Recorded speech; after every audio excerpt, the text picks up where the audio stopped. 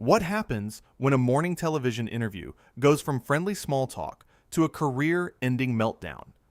In just 38 seconds, one question turned a routine celebrity appearance into the most shocking confrontation ever witnessed on live television. This is the moment Sam Champion's arrogance destroyed everything he built. The studio lights were bright that morning. Blake Shelton walked onto the Good Morning America set with his usual easy smile. He wore a simple black shirt and jeans. The audience clapped as he settled into the guest chair. Robin Roberts sat to his left. Michael Strawn was to his right. George Stephanopoulos held his coffee mug near the main desk. And Sam Champion, the weatherman turned Phil in host, sat directly across from Blake with a smirk that should have been the first warning sign. Blake Shelton, and everybody, Sam said, his voice dripping with a tone that sounded more mocking than welcoming. The country music star who somehow convinced America he belongs on television? The audience laughed, but it was an uncomfortable laugh. Blake's smile tightened just a fraction. Robin shot Sam a quick glance. Michael shifted in his seat. "Good to be here," Blake said, keeping his voice even and friendly. Sam leaned forward, elbows on his knees, studying Blake like he was some kind of curiosity in a museum. "So tell us, Blake, what's it like being famous for? What would you call it? Playing a character? Because we all know the whole country boy thing is just an act, right?" The studio went quiet. You could hear someone cough in the back row. Blake's eyebrows raised slightly. "I'm sorry, what?" "Oh, come on," Sam continued, waving his hand dismissively. "You grew up in Oklahoma, sure, but you live in Los Angeles now. You've got mansions. You've got millions. The whole AW shucks, down-home routine, it's marketing. Isn't it exhausting pretending to be something you're not?" Robin jumped in quickly. "Sam, I think what Blake brings to his music is authenticity. His fans connect with..." "His fans," Sam interrupted, actually holding up his hand to silence Robin. "Let's talk about his fans. Blake, do you ever feel guilty? Taking money from people in small towns, people who actually do live the life you pretend to live, while you sit in your Hollywood mansion?" Blake sat up straighter. His jaw clenched. "I don't pretend anything. I sing about my life, where I came from, and yeah, I've been blessed with success. But that doesn't make me fake." "Blessed," Sam repeated, almost laughing. "That's a nice way to spin it. You've made a fortune off nostalgia and playing dress-up. Meanwhile, real country artists, real musicians who actually still live in those small towns, they can't get a record deal because the industry wants people like you. Manufactured, safe, marketable." George set down his coffee mug harder than necessary. "Sam, this is supposed to be a friendly interview about Blake's new album." "I'm just asking questions," Sam said, but his eyes never left Blake. "Questions I think America wants answered. Blake, when you look in the mirror, do you see an artist or do you see a product?" The audience gasped. Someone actually gasped out loud. Michael Strawn leaned forward. "Okay, hold on now. That's crossing a line." Blake's voice was calm, but there was steel underneath it. "You know what, Sam? I've done hundreds of interviews. I've been asked tough questions. I've been challenged. But I've never sat across from someone who seems to have this much personal anger toward me. Did I do something to you? Because this feels personal." "Personal?" Sam laughed, a sharp, ugly sound. "You're right. It is personal. It's personal because you represent everything wrong with entertainment today. No talent, just marketing. You stand there on that singing show, judging actual artists, when you yourself are nothing but a brand. You're not a musician. You're a billboard." Robin stood up, actually stood up from her chair. "Sam, that's enough. This is completely inappropriate." "Sit down, Robin," Sam snapped. "I'm conducting this interview." "No," Robin said firmly. "You're not conducting an interview. You're being cruel." Blake held up his hand toward Robin. "It's okay, Robin. Let him talk. I want to hear what else he has to say." Sam's smile widened.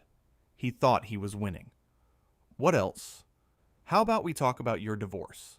You made millions singing sad songs about heartbreak, songs you wrote while you were already dating your current wife. Tell me, Blake, how does it feel to profit off pain you caused? Michael stood up this time. No, absolutely not. Sam, you need to stop right now. Why? Sam challenged. Because we're supposed to protect celebrities? Supposed to let them come on here and promote whatever they're selling without any real questions? I'm doing journalism. This isn't journalism, George said, his voice tight. Nah, this is you trying to make yourself feel important by tearing someone else down. Sam turned on George. Stay out of this, George. This is my segment. It's our show, George shot back, and you're embarrassing all of us. Blake stood up slowly. He started to unclip his microphone. His hands were steady. His voice was quiet. I came here to talk about my music, to connect with people who might enjoy what I do. I didn't come here to be your punching bag because you're having whatever crisis this is. Oh, here we go, Sam said, standing up too. The victim act. Poor Blake Shelton. Can't handle a few hard questions. Hard questions? Blake's voice rose for the first time.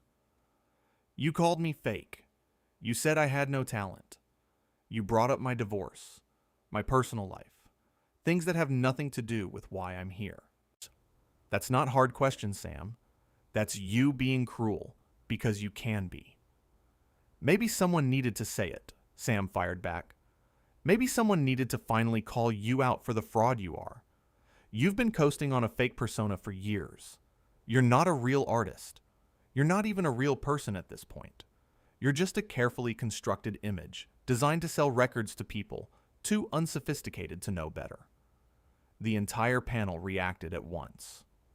Robin shouted, Sam! Michael said, What is wrong with you? George actually moved toward Sam like he might physically intervene, but Blake just stared at Sam, really stared at him. And when he spoke, his voice was sad more than angry. You know what the saddest part of this is? I actually used to watch you on this show. I thought you seemed like a good guy. Genuine. But right now, you're the fake one.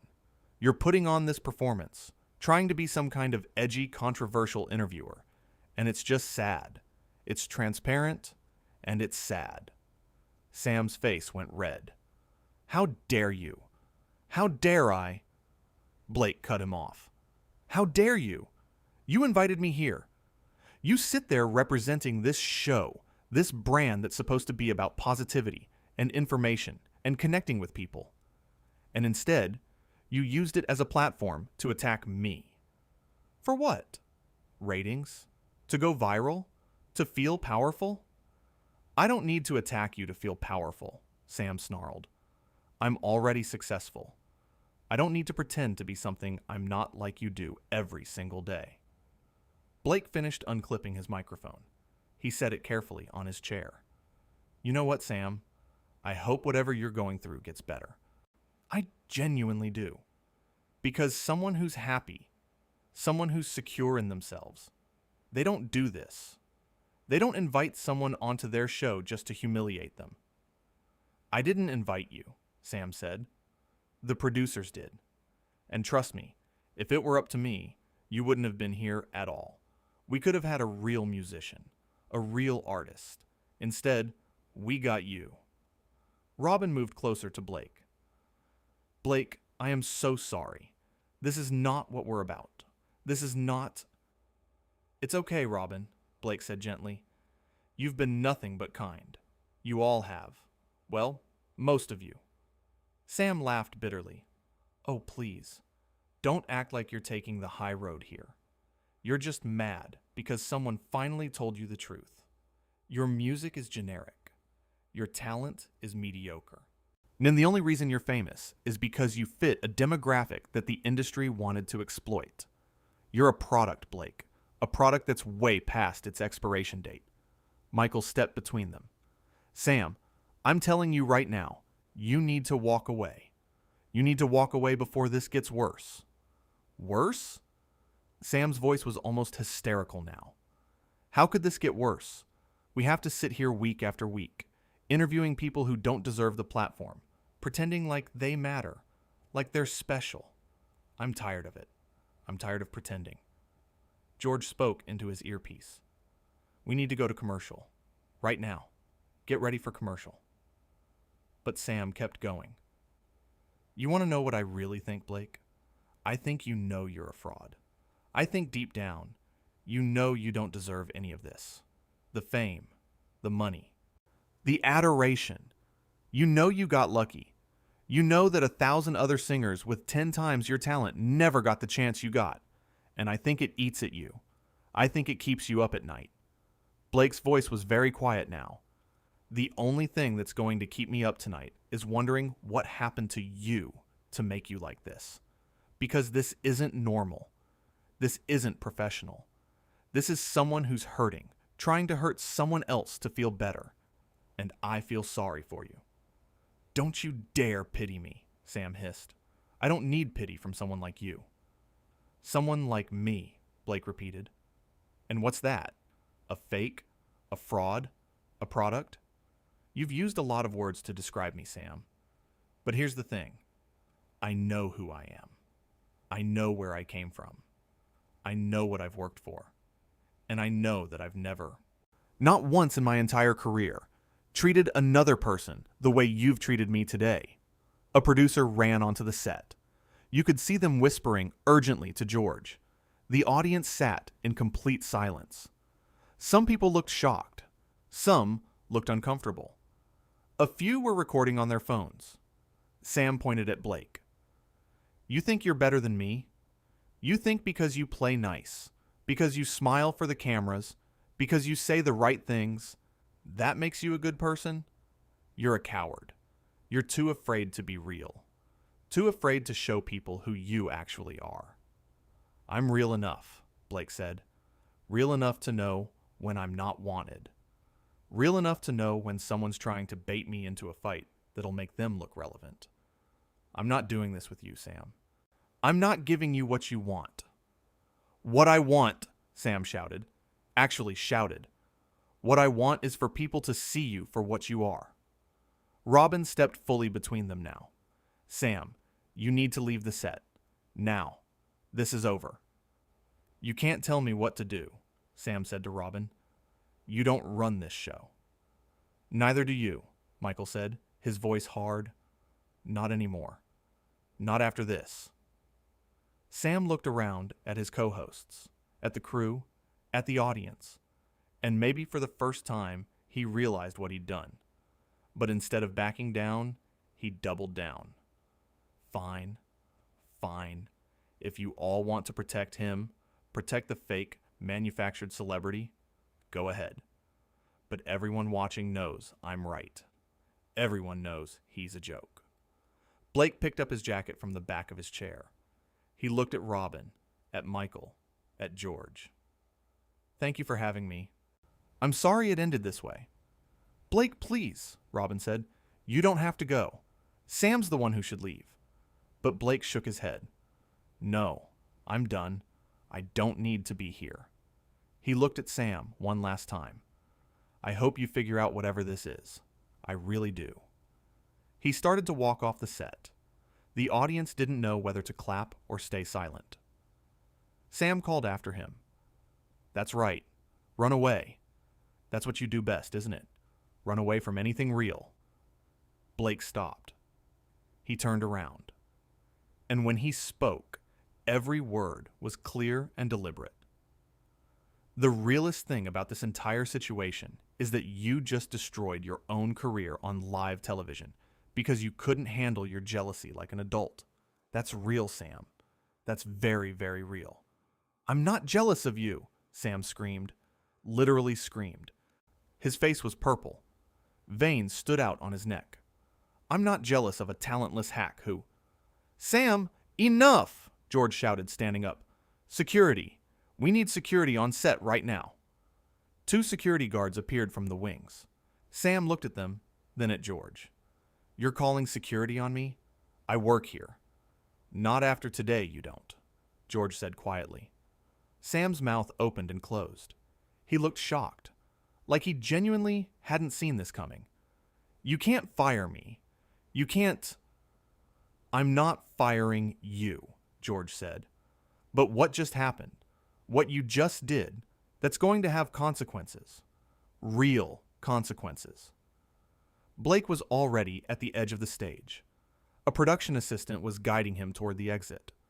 Sam watched him go, and something seemed to break inside him. This is unbelievable. I'm the one telling the truth, and I'm the one being punished? "You're not being punished for telling truth," Robin said, and her voice was full of disappointment. "You're being held accountable for being unnecessarily cruel." "There's a difference between tough questions and personal attacks," Michael added, "and you crossed that line about 5 minutes ago." Sam looked at the security guards standing near him. He looked at the cameras. He looked at the audience. And then he threw his hands up. "Fine. You want me gone? I'm gone. But this show, this fake, sanitized corporate version of morning television, it's a joke. You're all jokes. Pretending to be journalists when you're really just publicists for celebrities." He ripped off his own microphone and threw it on the ground. The sound it made was sharp and loud through the speakers. Then he stormed off the set in the opposite direction from Blake. The studio was absolutely silent. Robin sat down slowly. Michael rubbed his face with both hands. George looked at the camera, then at the producer, clearly trying to decide what to do next. Robin spoke first, her voice shaky. I don't even know what to say. That should never have happened. Blake Shelton is a talented artist and a kind person who deserved so much better than what just transpired." "Agreed," Michael said. Whatever personal issues were at play there, they had no place on this show. "Blake, if you're watching, man, we're sorry. That wasn't right." George nodded. "We're going to take a break. When we come back, we'll figure out what comes next." But backstage, Blake Shelton was already in his car. He sat in the back seat, just staring out the window. His manager was on the phone, already doing damage control. But Blake wasn't worried about damage control. He was thinking about Sam's face, the anger, the pain underneath the anger. He pulled out his phone and typed a message, not to his publicist, not to his team, but to the Good Morning America producers. "I don't want Sam to lose his job over this. Whatever's going on with him, firing him won't help. Please tell him I hope he gets the help he needs." He hit send. Then he turned off his phone. He didn't need to see the social media posts. Didn't need to see the clips that were probably already going viral. He'd said what he needed to say. He'd kept his dignity. And he'd walked away when someone tried to drag him down to their level. Back in the studio, the audience was filing out early, and they'd come expecting cooking segments and celebrity interviews. Instead, they'd witnessed something raw and uncomfortable and real, something that would be talked about for years. The moment a morning show interview became a catastrophe. The moment professionalism gave way to personal vendetta. The moment Sam Champion let his demons take control on live television, and Blake Shelton refused to fight back. The cameras were off now. The lights were dimming. Robin sat with her head in her hands. Michael was talking quietly with producers. George was already in a meeting with network executives. And somewhere in the building, Sam Champion sat alone in a dressing room, finally realizing what he'd done. Finally understanding that 38 seconds of unleashed anger had cost him everything.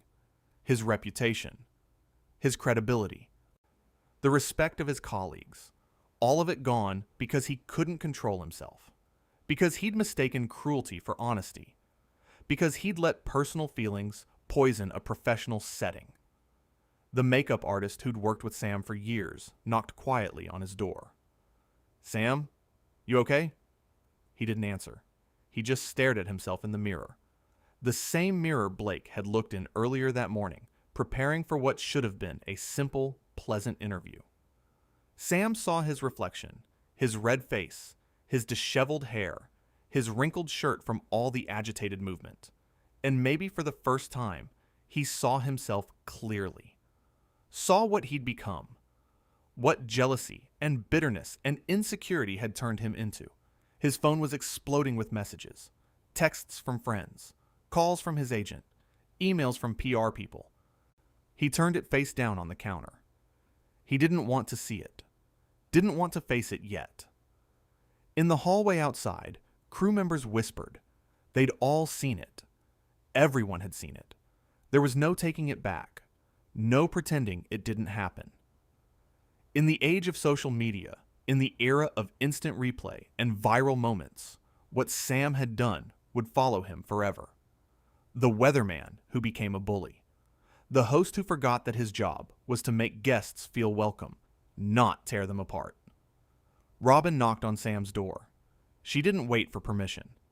She walked in and sat down across from him. What was that? Sam couldn't look at her. I don't know. That's not good enough, Robin said, but her voice was gentle. Sam, I've known you for years.